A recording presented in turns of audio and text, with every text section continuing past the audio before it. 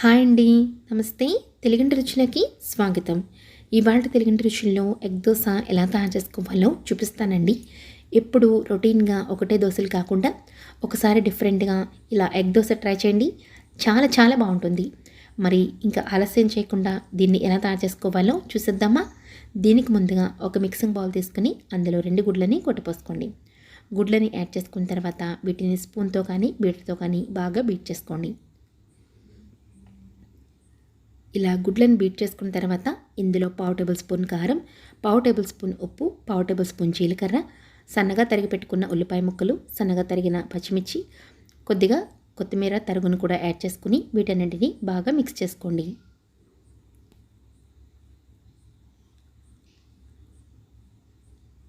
ఇలా ఉల్లిపాయ, పచ్చిమిర్చి, కారం, ఉప్పు అన్నీ కలిసేట్టుగా బాగా కలుపుకున్న తర్వాత దీన్ని పక్కన పెట్టుకోండి.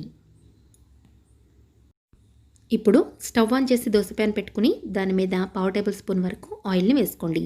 ఆయిల్ బాగా వేడైన తర్వాత దీని మీద 2 గరిటెల దోశ పిండిని వేసుకుని ఇలా రౌండ్గా పెద్ద దోశలాగా వేసుకోండి. ఇలా దోశని వేసుకున్న తర్వాత దీని మీద 1 టేబుల్ స్పూన్ వరకు ఆయిల్ని దోశ చుట్టూ స్ప్రెడ్ చేయండి. ఆయిల్ వేసుకున్న తర్వాత దీన్ని 1 నిమిషం పాటు దోరగా కాలనివ్వండి. ఒకవైపు బాగా కాలిన తర్వాత దోశ మీద మనం ముందుగా రెడీ చేసి పెట్టుకున్న ఎగ్ మిక్చర్ని 4 టేబుల్ స్పూన్ల వరకు వేసుకుని దోశ అంతటికి ఈవెన్గా స్ప్రెడ్ చేయండి. ఇలా స్పూన్తో ఎగ్ మిక్చర్ని బాగా స్ప్రెడ్ చేసుకున్న తర్వాత దీని మీద కొద్దిగా చాట్ మసాలాను కూడా యాడ్ చేసుకోండి. మీ దగ్గర అవైలబుల్గా ఉంటే యాడ్ చేసుకోండి, లేకపోతే స్కిప్ చేసేయచ్చు. ఇలా చాట్ మసాలాను కూడా యాడ్ చేసుకున్న తర్వాత దీన్ని ఒక 1/2 మినిట్ వరకు కాలనివ్వండి. ఇలా కాలిన తర్వాత దీన్ని రెండో వైపుకి టర్న్ చేసుకోండి.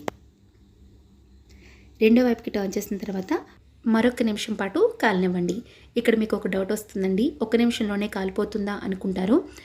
మీకు ఇది పర్ఫెక్ట్గా కాలిందో లేదో తెలియాలి అనుకుంటే మనం రెండో వైపుకి ఫ్లిప్ చేసిన తర్వాత దోశ అనేది ఇలా పొంగుతుంది. అప్పుడు ఆమ్లెట్ అనేది మనకి కింద బాగా కుక్ అయిపోయినట్టు. అప్పుడు దీన్ని తీసుకుని సర్వ్ చేసేసుకోవడమే. అంతేనండి, ఎంతో ఈజీగా ఇంట్లో ఉండే దోశ పిండితోనే ఎగ్ దోశ ఎలా తయారు చేసుకున్నామో చూసారు కదా. చాలా ఈజీగా అప్పటికప్పుడు ఈ ఎగ్ దోశని తయారు చేసుకోవచ్చండి. మీకు కూడా నచ్చినట్టయితే మీరు కూడా ట్రై చేసి ఎలా ఉందో నాకు కామెంట్లో చెప్పండి. ఈ వీడియో మీద మీకు ఎలాంటి డౌట్స్ ఉన్నా నన్ను కామెంట్లో అడగచ్చు. ఈ వీడియో మీకు నచ్చినట్టయితే లైక్ చేయండి, షేర్ చేయండి, అలాగే సబ్స్క్రైబ్ చేసుకోవడం మాత్రం మర్చిపోవద్దు.